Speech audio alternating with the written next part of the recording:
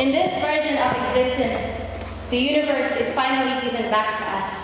Time dances to the rhythm of our heartbeats. We carve our names into the hour hands of clocks, and all the sitcoms start at 8 p.m. Black men's time because we are always late for everything, which is to say, the universe finally makes space for the people that we are. In this version of existence, the world is finally a little bit fair. The parliament is a building in every man's mind. Legislation is in the language of our consciences. Our consciences are in the voices of our ancestors. Corruption is treated like blasphemy against God, and our politicians finally stop using his name to make them sound better and actually start fearing him.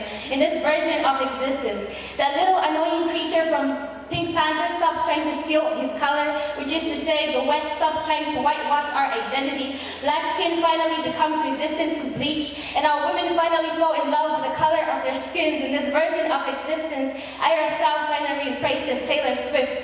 Shakespeare is no longer the greatest writer, that is. A cave in Namibia finally outlives the Louvre, and people stop going to see the Mona Lisa and flock to see a blood painting, which is to say Africa finally stands the test of time. In this version of existence, #FreeSudan is the trending hashtag across all news channels. The name of a Sudanese child is not buried underneath the name of a Palestinian just because some journalist pen thinks that our names do not make the headlines and are not worthy of recognition. In this version of the world, we finally unlearn the violence that we have swallowed. We return our guns back to the British that introduced violence onto our tongues, and we finally become happy. In this version of existence, we are finally happy. We're joyful, we're free.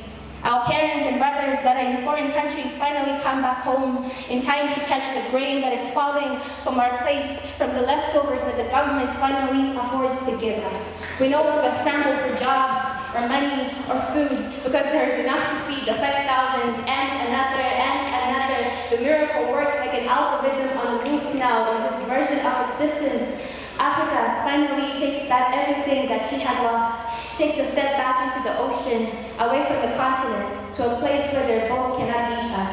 Look, it is 2085, and here, their boats cannot reach us. Thank you.